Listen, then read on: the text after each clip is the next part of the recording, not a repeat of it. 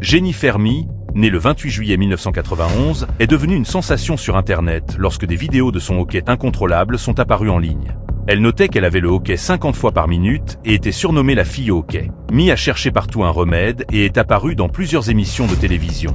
Elle est même apparue à plusieurs reprises dans l'émission Today de NBC. Sa condition de santé l'a rendue célèbre, recherchée par les médias nationaux. Yeah. First it's kind of funny. It's not funny, is it? No more, it's not. No. Au début, c'est un peu drôle, mais ce n'est plus drôle, ce n'est plus le cas, a-t-elle déclaré.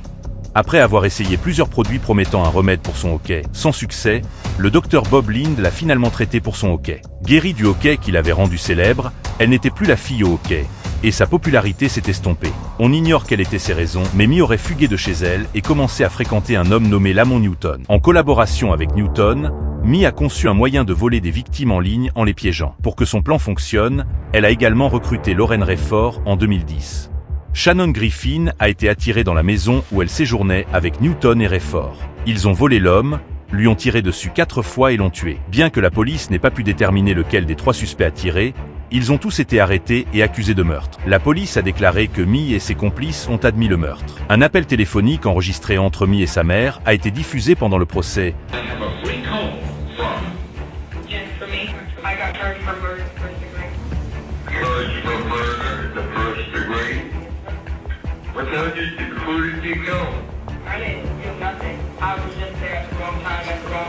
Mee a été reconnu coupable de meurtre au premier degré en 2013 et condamné à la prison à vie sans possibilité de libération conditionnelle. Ses complices, Newton et Rayford, ont également été condamnés à la prison à vie sans possibilité de libération conditionnelle. Lorsqu'elle a entendu sa sentence, Mee s'est effondrée en pleurs.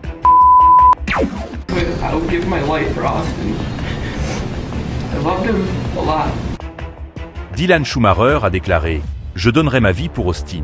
Je l'aimais beaucoup. » Dylan Schumacher, 17 ans, trouvait que les bébés, souvent qualifiés de petits monstres, pouvaient être agaçants avec leurs pleurs constants. Pour Schumacher, la vie était trop courte pour tolérer ses pleurs. Il était chargé de garder Austin, le bébé de sa petite amie adolescente, qui avait presque 2 ans. Cependant, les pleurs constants du bébé l'ont fait perdre son sang-froid. Schumacher vivait dans la même maison que sa petite amie et ses parents. Il devait s'occuper du bébé pendant que sa petite amie travaillait de nuit. Ni Austin ni le petit frère de 3 mois, dont il affirmait ne pas vouloir que les pleurs d'Austin le réveillent, n'étaient ses enfants. Schumacher a témoigné qu'il était devenu frustré par le bébé et avait commencé à le frapper, à le gifler et à le claquer au sol.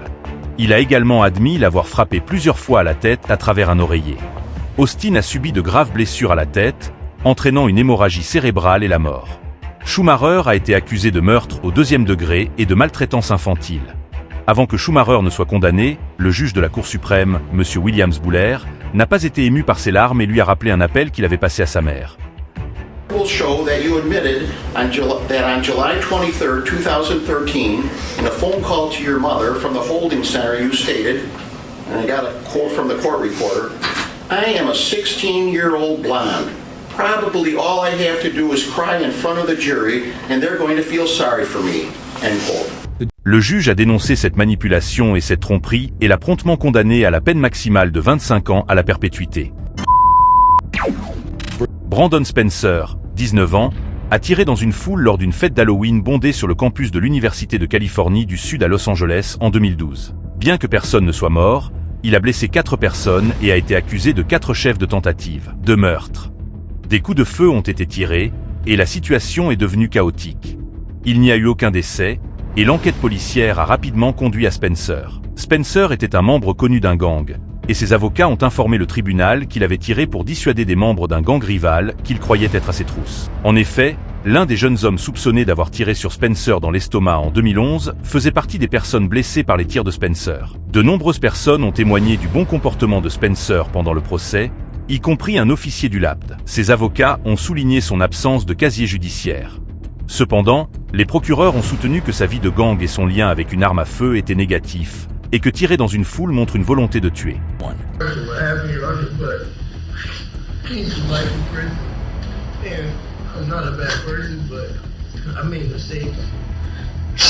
I'm not just some gangbanger that she tried to portray me. Je ne suis pas juste un voyou de gang, a insisté Spencer, affirmant son innocence.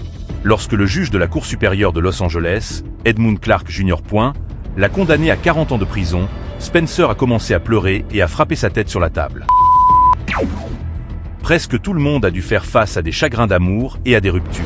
Alors que certains ont trouvé des moyens créatifs de reconquérir l'affection de leur partenaire ou de soigner leur cœur brisé, Martez Fuller avait une autre idée. Fuller a blâmé Kelly pour ses malheurs après avoir été expulsé de l'école et exclu de l'équipe de football. Le 9 mai 2019, il s'est introduit dans la chambre de Kelly avec une arme de poing.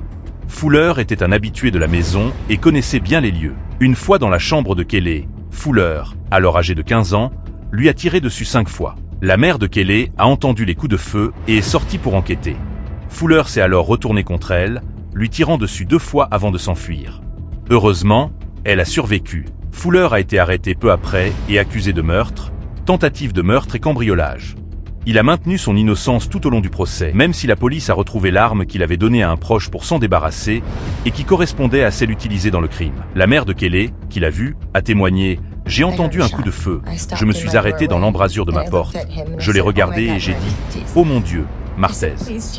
J'ai dit « S'il te plaît, tu n'as pas à faire ça ». Il m'a regardé et m'a dit « Si, je dois le faire ». Lorsque Fuller a été autorisé à s'adresser au tribunal, il a maintenu son innocence et a accusé les médias de l'avoir dépeint de manière négative. Le juge a déclaré « Je vous ai vu exercer vos droits constitutionnels lors d'un procès, ce que vous aviez tout à fait le droit de faire. Mais j'ai vu Madame Juga, la femme que vous avez tenté de tuer, témoigner courageusement, alors que vous n'avez montré aucun semblant de compassion ou de remords. » Fuller a été condamné à la prison à vie sans possibilité de libération conditionnelle. Il n'a montré aucun signe de culpabilité lorsque le juge a prononcé sa sentence. Laquelle de ces réactions vous a le plus touché? La punition infligée à ces adolescents est-elle proportionnelle au crime commis? Faites-moi part de vos réflexions dans la section des commentaires.